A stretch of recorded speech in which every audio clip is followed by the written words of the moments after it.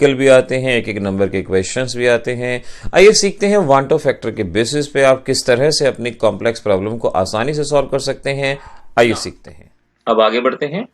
अगली चीज आती है हमारे पास वांटो फैक्टर। वांटो फैक्टर की कई सारी डेफिनेशन है, बहुत सारी डेफिनेशन है। उनमें से एक डेफिनेशन आपको सामने दी गई है। इस डेफिनेशन के accordingly it is the ratio of theoretical molecular mass upon observed और एक्सपेरिमेंटल मॉलिक्यूलर मास। ध्यान से डेफिनेशन को समझिएगा। डेफिनेशन ये कहती है कैलकुलेटेड मॉलिक्यूलर मास और ऑब्जर्व्ड मॉलिक्यूलर मास इसे वांटो फैक्टर। जैसे देखिए अभी हमने एसिटिक एसिड की बात की थी, CH3COH। इसका फार्मूले से मॉलिक्यूलर मास कितना आया था 60, एक्सपेरिमेंटल कितना आया था यहाँ पे 120। और अगर मैं I की वैल्यू निकालूं तो ये होगा कैलकुलेटेड अपॉन ऑब्जर्व्ड यानी 60 अपॉन 120। तो सॉल्व करके वांटो फैक्टर कितना आ गया 0.5। ऐसे ही अभी NaCl का मैंने जिक्र किया था। NaCl इसके फार्मूले से मास था 58.5 लेकिन एक्सपेरिमेंटल था 29.25। और जब हम इसे सॉल्व करेंगे और ये सॉल्व करके हमारे पास इस तरह से आएगा 2। ऐसे हम कह सकते हैं कि कैलकुलेटेड और ऑब्जर्व की हेल्प से हम वांटो फैक्टर को बता सकते हैं, इसे पता लगाया जा सकता है। अब यहाँ पर मैं एक बात और बता दूं, जैसे आपके पास ग्लूकोज है, ग्लूकोज को फार्मूले से अगर मेजर करते हैं तो मॉलिक्यूलर मास 180 और अगर हम इसका एक्सपेरिमेंटल मेजर करते हैं तो भी 180। कारण क्या है? क्योंकि ग्लूकोज में ना तो एसोसिएशन होता है ना ही डिसोसिएशन, तो इसका मॉलिक्यूलर मास नॉर्मल रहता है, सेम रहता है। और अगर I की वैल्यू निकालेंगे तो I की वैल्यू कितनी आएगी, यहां से आएगी 1। इस तरह से हम वांटो फैक्टर की शुरुआती डेफिनेशन को जान सकते हैं। अब देखिए एसिटिक एसिड के अंदर क्या हुआ था, एसोसिएशन, अभी हमने आपको बताया था। और NaCl के अंदर क्या हुआ था, डिसोसिएशन, ये भी आपने सीखा था। और ग्लूकोज के अंदर हमने कहा नाइदर एसोसिएशन नॉर डिसोसिएशन, कुछ भी नहीं। तो यहां से एक जनरलाइजेशन आप और निकाल सकते हैं कि अगर वांटो फैक्टर की वैल्यू लेस देन 1 है वहां होगा एसोसिएशन। अगर वांटो फैक्टर की वैल्यू 1 से ज्यादा है तो वहां होगा डिसोसिएशन। और अगर वांटो फैक्टर 1 है वहां ना तो एसोसिएशन होगा ना डिसोसिएशन। देखिए ये क्लास आपके लिए बहुत इंपॉर्टेंट है, चीजों को एक साथ कोरिलेट करके समझते जाइए, आपको आसानी रहेगी और एक बहुत इंपॉर्टेंट क्लास रहेगी। लेकिन बात यही है आप साथ साथ लिखने की प्रैक्टिस जरूर कीजिएगा। तो अगर मैं आपसे पूछूं बताइए एसोसिएशन के लिए वांटो फैक्टर क्या होगा, लेस देन 1। और जहां एसोसिएशन नहीं है वहां पर आइदर मोर देन 1 और इक्वल टू 1। अगर मोर देन 1 तो हम क्या कहेंगे, डिसोसिएशन। और अगर इक्वल टू 1 तो हम कहेंगे नाइदर डिसोसिएशन नॉर एसोसिएशन। एक और फार्मूला सीखिए, वांटो फैक्टर का एक और formula, I is equal to total number of particle obtain divided by initial number of mole. इसे इंपॉर्टेंट मार्क कर लीजिए, ये आपको बहुत जगह इस्तेमाल करना होगा। Total number of particle obtain, देखिए पहला एग्जांपल लेते हैं। जैसे आपके पास NaCl टूटता है Na पॉजिटिव Cl नेगेटिव। अब आपसे पूछें बताइए I की वैल्यू क्या होगी, तो जान लो कितने पार्टिकल थे इनिशियल 1 और फाइनली कितने मिले 1 + 1। तो क्या हुआ 2/1 इज इक्वल टू 2। अभी हमने आपको मॉलिक्यूलर मास के मेथड से बताया था तो भी वांटो फैक्टर 2 आया था, और इस मेथड से बताया तो भी वांटो फैक्टर 2 आया। अब ये देखिए एसिटिक एसिड आपके पास है और हमने बताया था इसका डाइमराइजेशन होता है। तो नाउ जरा ध्यान से देखिए, यहाँ पर पार्टिकल कितने हैं 2, यहाँ पर कितना है 1, और हम कहेंगे नंबर ऑफ पार्टिकल ऑब्टेन्ड यानी I इज इक्वल टू 1/2 और ये कितना आएगा 0.5। ऐसे ही हमने आपको ग्लूकोज के लिए बताया था, ग्लूकोज में ना तो डिसोसिएशन और ना ही एसोसिएशन। तो यहाँ भी 1 यहाँ भी 1, तो I कितना हो जाएगा, दिस इज 1/1, सॉल्व करके 1 आएगा। ऐसे ही बच्चों अगर आपको कैल्शियम क्लोराइड दिया जाता है, ये टूटता है कैल्शियम आयन और क्लोराइड आयन में, तो I इज इक्वल टू क्या होगा, पार्टिकल 1 1 1 + 2 तो हम कहेंगे 3 divide by 1, want of factor 3 होगा। ऐसे ही इंपॉर्टेंट मार्क कीजिए K4FeCN होल 6।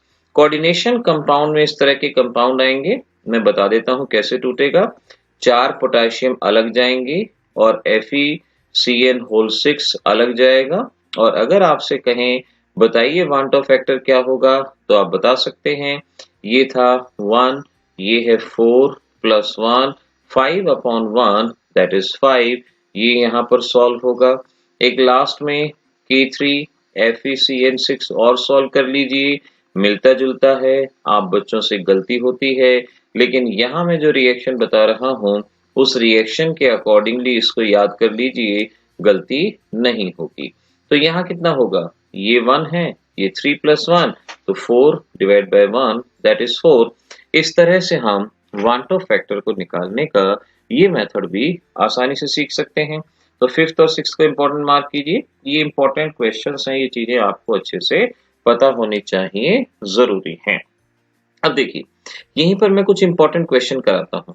एक बात ध्यान रखिएगा, ये डेल्टा टीबी क्या था, एलिवेशन इन बॉइलिंग पॉइंट, और एक था ऑस्मोटिक प्रेशर। अब ध्यान रख लो, it is directly proportional to total molarity. Total molarity कह लो, टोटल मोलैलिटी कह लो, कुछ भी कह लो, ये directly proportional to total molarity और total molality. Similarly depression in freezing point and relative lowering of vapor pressure inversely proportional to total molarity, molarity कहो और molality, जो भी आपको दिया जाए इस बात में ध्यान रखो। अब एक बहुत इंपॉर्टेंट क्वेश्चन है, बहुत इंपॉर्टेंट। आपसे कहते हैं 1 मोलल NaCl है एंड 1 मोलल ग्लूकोज है, आपको बताना है किसका बॉइलिंग पॉइंट ज्यादा होगा।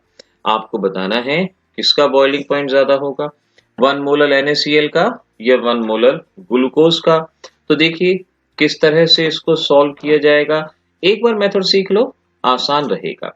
NaCl टूटता है Na पॉजिटिव Cl नेगेटिव के अंदर, सो वी कैन से ये 1 मोलल, अगर ये 1 है, ये भी 1, ये भी 1, तो 1 मोलल ये होगा, 1 मोलल ये होगा। प्रोडक्ट की टोटल मोलैरिटी हमारे पास क्या हो जाएगी, 2 मोलल। और अगर आपको ग्लूकोज दिया गया है तो ग्लूकोज के केस में हम जानते हैं डिसोसिएट नहीं होता।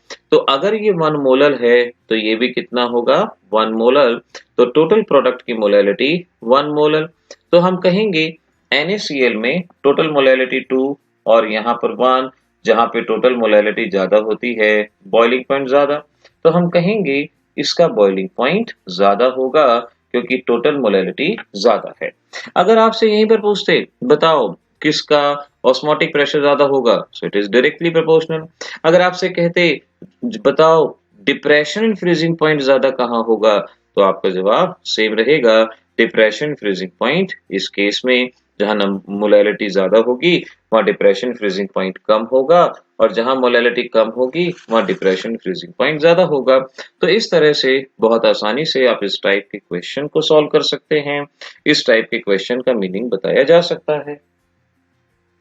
अब देखिए यहां से हम significance of want of factor के बारे में जान लें। Significance of want of factor जरा समझ लें, क्या होगा यहां पर समझ लें। अभी मैंने आपको बताया कि वांट ऑफ फैक्टर से हम मॉलिक्यूलर स्टेट बता सकते हैं। अगर वांट ऑफ फैक्टर 1 है तो नाइदर एसोसिएशन नॉट डिसोसिएशन, क्योंकि अभी हम न्यूमेरिकल सॉल्व करने वाले हैं इसके बारे में, तो ध्यान से। अगर लेस देन 1 है तो एसोसिएशन, मोर देन 1 है तो इसे डिसोसिएशन कहा जाएगा।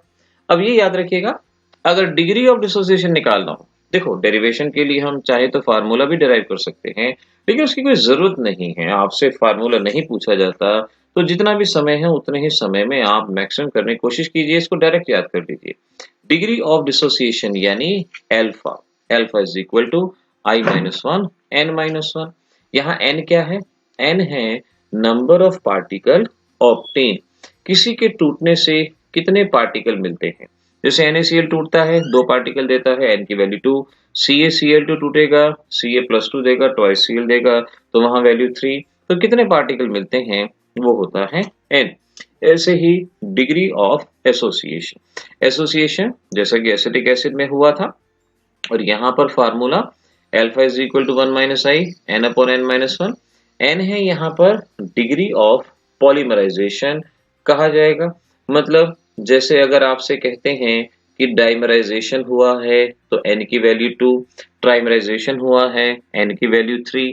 तो बस न्यूमेरिकल में सॉल्व करने से पहले देखो इतना मान लो कि इस टाइप के न्यूमेरिकल बहुत बहुत बहुत ज्यादा इंपॉर्टेंट हैं, और उस टाइप के न्यूमेरिकल आप तभी सॉल्व कर सकते हैं जब आपको सभी फार्मूले याद हो।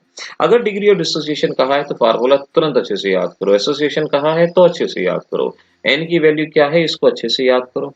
अभी अभी हमने आपको बताया था कि अगर हम एसिटिक एसिड का एक्सपेरिमेंटल मॉलिक्यूलर मास देखते हैं और इसे हम किसी भी कॉलिगेटिव प्रॉपर्टी की हेल्प से सॉल्व करते हैं, जैसे आपके पास फार्मूला है Kb weight of solute into 1000, आपको शायद याद होगा आपने किया था, divide by molecular mass weight of solvent, इस तरह से होता है। अगर आप यहाँ से मॉलिक्यूलर मास इसका कैलकुलेट करते हैं तो ये कितना आता है 120, जो कि करेक्ट आंसर नहीं था, एबनॉर्मल था। तो अब बात उठी, क्या सभी कॉलिगेटिव प्रॉपर्टी गलत मॉलिक्यूलर मास देंगी? अगर सभी कॉलिगेटिव प्रॉपर्टी गलत मॉलिक्यूलर मास देंगी तो इनको पढ़ने का फायदा ही क्या है, क्योंकि इससे तो हमारे पास आंसर गलत ही आ रहा है। तो बताइए अब इसमें क्या किया जाए, क्या कुछ हमें चेंज करना होगा? तो किसी ने कहा अरे कर सकते हैं चेंज, इसको वांटो फैक्टर से मल्टीप्लाई कर दो। वांटो फैक्टर समझ सकते हैं ना, एसिटिक एसिड का वांटो फैक्टर मैंने अभी बताया था कितना था 0.5। अगर आप इसको 0.5 से मल्टीप्लाई करेंगे तो इसका मॉलिक्यूलर मास कितना आएगा 60, जो कि कैसा होगा एक्चुअल होगा। तो हमारी थर्ड एप्लीकेशन है कि अगर हम मॉलिक्यूलर मास को करेक्ट करना चाहते हैं तो हर एक कॉलिगेटिव प्रॉपर्टी को वांटो फैक्टर से मल्टीप्लाई कर दीजिए। वांटो फैक्टर से मल्टीप्लाई कर देंगे तो आपका जवाब बिल्कुल सही रहेगा, करेक्ट आंसर आएगा हर केस में। तो स्क्रीनशॉट ले लीजिएगा, इसका इंपॉर्टेंट चीज है प्रेडिक्शन ऑफ मॉलिक्यूलर मास। यहाँ से इसको अच्छे से याद रखिएगा कि किस तरह से मॉलिक्यूलर मास निकाल सकते हैं, degree of dissociation, degree of association. अगर आपसे कहते हैं आपको परसेंटेज एसोसिएशन निकालना है या परसेंटेज डिसोसिएशन, तो अल्फा की वैल्यू को 100 से मल्टीप्लाई करेंगे, वो आपका परसेंटेज डिसोसिएशन परसेंटेज एसोसिएशन के अंदर आ जाएगा, वहां से उसको सॉल्व कर पाओगे। तो इन सारी चीजों को याद रखना। चलो अब ठीक है, आगे बढ़े। अब हम सॉल्व करेंगे कुछ न्यूमेरिकल्स। ना बच्चों, न्यूमेरिकल सॉल्व करते वक्त आपको अच्छे से याद रखना है जो जो बातें मैंने बताई। पहले हम अपने इन दोनों फार्मूले के बेसिस पे सॉल्व करने वाले हैं। प्रेडिक्शन ऑफ मॉलिक्यूलर स्टेट, ये हमारे न्यूमेरिकल की टाइप होगी। आपसे कहा गया 0.1 मोलल शुगर, ठीक है, मैं लिखता जाता हूं जो मुझे दिया गया है। मोलैलिटी है 0.1, डिप्रेशन फ्रीजिंग पॉइंट यानी डेल्टा टीएफ कितना 0.186 मिला। What conclusion you draw about their molecular state, यानी आपको ये बताना है कि एसोसिएशन है डिसोसिएशन है क्या है, और केएफ आपको दिया गया है 1.86, यानी आपको मेनली आई की वैल्यू निकालनी है। अगर आई 1 के इक्वल होगा तो neither association not dissociation, less than 1 होगा एसोसिएशन, मोर देन 1 होगा तो डिसोसिएशन होगा। चलिए आई की वैल्यू निकालते हैं। डेल्टा टीएफ, ये रहा डेल्टा टीएफ, ले लीजिए इस फार्मूले को। You can understand delta TF is equal to I K F into M, ये हो गया। डेल्टा टीएफ 0.186 और आई की वैल्यू निकालनी है के एफ 1.86 और ये है 0.1 मोलैलिटी। आई की वैल्यू सॉल्व करेंगे 1 आएगी, जिसका मतलब नाइदर डिसोसिएशन नॉर एसोसिएशन। हमारा ये क्वेश्चन आसानी से सॉल्व हो जाएगा। इस तरह से आप इस टाइप के क्वेश्चन का जवाब बता सकते हैं। आइए अब अगला देखिए। अब यहाँ पर इंपॉर्टेंट क्वेश्चन है, मार्क कर लीजिएगा। What is the percentage dissociation? हमें डिग्री ऑफ डिसोसिएशन यानी परसेंटेज डिसोसिएशन निकालनी है, यानी डिग्री ऑफ डिसोसिएशन अल्फा निकालेंगे, अल्फा के बाद परसेंटेज निकालेंगे। अल्फा निकालने के लिए क्या जरूरी होगा, आई की वैल्यू निकालना। पहले आई की वैल्यू तो देखते हैं क्या क्या गिवन। 0.01 मोलल यानी मोलैलिटी गिवन है आपको। K3FeCN6 है। फ्रिजिडेड freezing point of solution -0.062 degree दिया गया है। अच्छा, तो डेल्टा टीएफ कितना हो जाएगा? डेल्टा टीएफ मैंने आपको बताया था T0 माइनस TF ये होता है। वाटर का फ्रीजिंग पॉइंट 0 डिग्री और ये आपने इससे सॉल्व किया तो ये कितना आएगा 0.062 डेल्टा TF आ जाएगा। KF आपको 1.86 दिया गया है। What is the percentage dissociation आपको निकालना है। तो देखिए फार्मूला आपके पास डेल्टा TF वाला रहेगा। चलिए अप्लाई करते हैं। Delta TF is equal to I KF into M, ये आपके पास फार्मूला हो जाएगा। नाउ अब जरा वैल्यूज को रख दीजिए यहाँ पर। सो वी कैन से 0.062 और I की वैल्यू निकालनी है। KF हमारे पास है जो कि कितना है 1.86, मोलैरिटी कितनी है 0.01। तो यहाँ से अगर आप इसको सॉल्व करते हैं तो ये सॉल्व करके देखिए कितना आएगा। सॉल्व करते हैं ये 1.86 हो गया और 0.01 हो गया। और जब हम इसको सॉल्व करते हैं तो I की वैल्यू यहाँ पर सॉल्व करके आती है दिस इज 3.33, ये वैल्यू हमारे पास। इस तरह से हमने I की वैल्यू को निकाल लिया। अब I की वैल्यू आ गई, डिग्री ऑफ डिसोसिएशन का फॉर्मूला लिखते हैं। Alpha is equal to I minus 1 N minus 1। अब I हमारे पास 3.33 आ चुकी है और N मैंने क्या बताया था, N बताया था कितने पार्टिकल मिलते हैं डिसोसिएशन पे। K3FeCN6 का अभी मैंने आपको डिसोसिएशन सिखाया था, अभी वांट ऑफ फैक्टर के दौरान ही आपको बताया था कि जब ये टूटता है तो थ्राइस K पॉजिटिव और FeCN होल 6 आपके पास इस तरह से बनता है। तो देखिए कितने पार्टिकल मिलते हैं 3 and 1 4, so we can say 4 minus 1। और अल्फा की वैल्यू जब आप सॉल्व करते हैं तो यहाँ से 0.77 के अराउंड ये वैल्यू आती है। आगे अल्फा, अब परसेंटेज निकालनी है। So you can understand percentage will be equal to alpha into 100। Alpha है 0.77 इंटू 100, तो ये सॉल्व करके 77.7% ये आपका जवाब आएगा। इस तरह से आपने डिग्री ऑफ डिसोसिएशन का क्वेश्चन सॉल्व करना है। अब एक क्वेश्चन आपको सॉल्व करना होगा, मैं आपको हिंट बता देता हूं लेकिन ट्राई आप करेंगे। Phenol associate in benzene to form dimer. Freezing point है 5 ग्राम फिनॉल है, 250 ग्राम बेंजीन है, इतना ये डेल्टा TF है, डिग्री ऑफ एसोसिएशन। अब ये सॉल्व आपने करना है, मैं हिंट बता रहा हूं। डिग्री ऑफ एसोसिएशन यानी अल्फा निकालना है। पहले आप इस फार्मूले से I की वैल्यू निकालेंगे, I यहाँ पुट करेंगे। N मैंने बताया था डिग्री ऑफ पॉलीमराइजेशन, कहा गया है डाइमर है तो यहाँ N की वैल्यू 2 हो जाएगी और बस यहाँ से अल्फा निकालिएगा और फिर परसेंटेज निकालिएगा। इस तरह से सॉल्व आप कर लेंगे तो ये वैल्यू आपके पास यहाँ पर आएगी 0.72 और परसेंटेज 72%, ये आपके पास आएगा। लेकिन जरूरी होगा मेरे बताए गए मेथड के हिसाब से ट्राई करें, सही बात बनेगी। ऐसे ही आपके NCERT के ये 2 इंपॉर्टेंट क्वेश्चन मैं आपको दे रहा हूं। इन दोनों क्वेश्चंस को इसी तरह से इसी मेथड के जरिए आपने सॉल्व करने की कोशिश करनी है। देखिए जितने मैंने बता दिए मेथड तो वही है। डिटरमाइन द अमाउंट, I दिया गया है, डिसॉल्व इन इतना, सो ऑस्मोटिक प्रेशर इतना। तो आप यहाँ पर ऑस्मोटिक प्रेशर वाले में आपको N की जगह अगर वैल्यू पुट करेंगे तो क्या होगा, 5V is equal to I weight upon molecular mass RT। तो बस I आपको दिया गया है, वे सारी वैल्यू पुट करके यहाँ से वेट निकाल लीजिए, जवाब आएगा। इसी तरह से question number 2.1 again from NCERT, solution her book में दिए जाते हैं, मेथड मैंने आपको बता दिया। K2SO4 जब टूटता है तो इसका वांट ऑफ फैक्टर यहाँ से आप अंदाजा लगा सकते हैं 2 and 1 3 आएगा। बाकी सारी चीजें आप आसानी से यहाँ पर सॉल्व कर पाएंगे।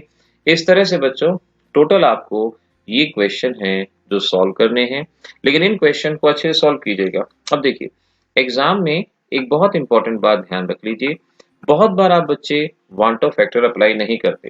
कहाँ वांट ऑफ फैक्टर अप्लाई होगा, वैसे तो अगर मैं कहूँ हर तरह के कॉलिगेटिव प्रॉपर्टी के न्यूमेरिकल में आप वांट ऑफ फैक्टर बेझिझक इस्तेमाल कर सकते हैं, किसी भी तरह की प्रॉब्लम नहीं है हर जगह। लेकिन क्योंकि बुक्स में मेंशन नहीं होता तो बच्चे कई बार कंफ्यूज रहते हैं। ध्यान रखिएगा अगर आपको कोई भी सॉल्ट दिया गया है लाइक NaCl, CaCl2, किसी भी न्यूमेरिकल में सॉल्यूशन का जहां कॉलिगेटिव प्रॉपर्टी दी गई है, कोई भी सॉल्ट हो, K2SO4 हो गया, कोई भी सॉल्ट हो, आप वांट ऑफ फैक्टर यूज करेंगे। उसके अलावा अगर न्यूमेरिकल में डाइमराइजेशन कहा गया है, डिसोसिएशन, एसोसिएशन कहा गया है, ध्यान रखिएगा अगर डिसोसिएशन और एसोसिएशन ऐसे शब्दों का इस्तेमाल किया गया है तो आपको वहां वांट ऑफ फैक्टर यूज करना ही करना है। खास तौर पे कार्बोक्सिलिक एसिड का क्वेश्चन, वहां तो इसको यूज करना ही होगा। तो इस तरह से वांट ऑफ फैक्टर जो एक मुश्किल टॉपिक बच्चों को लगता था, इस हिसाब से कर लीजिए सीक्वेंस में आपके लिए आसान रहेगा। लेकिन जितना मैंने बताया, अब भी के अभी अगर कहीं भी भूलते हैं तो दोबारा से इस वीडियो को देखना अभी के अभी और जल्दी से अपने नोट्स बना लेना, आपके लिए बेटर तो होगा। बच्चों इस तरह से हमने सीखा कि एबनॉर्मल मॉलिक्यूलर मास और वांट ऑफ फैक्टर कैसे ये क्वेश्चंस को अफेक्ट करते हैं और इसके बेसिस पे आपने बहुत सारे क्वेश्चंस को सॉल्व कर लिया है। मैं आपसे यही कहूंगा जैसे जैसे आपके पास समय होता है हमारे चैनल की डिफरेंट प्लेलिस्ट में जाके आप डिफरेंट चैप्टर की तैयारी कर सकते हैं। पहले हम पूरी फिजिकल केमिस्ट्री करेंगे और फिजिकल केमिस्ट्री करने के बाद हम ऑर्गेनिक केमिस्ट्री और उसके बाद इनऑर्गेनिक केमिस्ट्री की तरफ बढ़ेंगे। और हमारी पूरी उम्मीद है कि फरवरी के आते आते ही हमारा सिलेबस ऑलमोस्ट फिनिशअप को होगा। लेकिन बात इस बात की है कि आप अपने साथ साथ रिटन प्रैक्टिस करते हैं या नहीं करते, अपने नोट्स साफ साफ जरूर बनाते जाइएगा, क्योंकि जितना हम करवा रहे हैं अगर उतनी चीज को आप अपने आप अच्छे ढंग से करते जाएंगे, 100 आउट ऑफ 100 का एम हमारा है और उस एम को हम डेफिनेटली अचीव करके रहेंगे। तो इसी तरह से क्लासेस देखते रहिए और बच्चों को शामिल करते रहिए। जितने भी बच्चों की आप हेल्प कर सकते हैं उतना आपके लिए बेटर होगा। इस बात को आज आप जरूर मान लीजिए, जितनों की आप हेल्प करते हैं उतना ही आप और ज्यादा ऊंचाइयों की तरफ बढ़ते चले जाते हैं। मिलेंगे अगली क्लास में, तब तक के लिए ऑल द बेस्ट।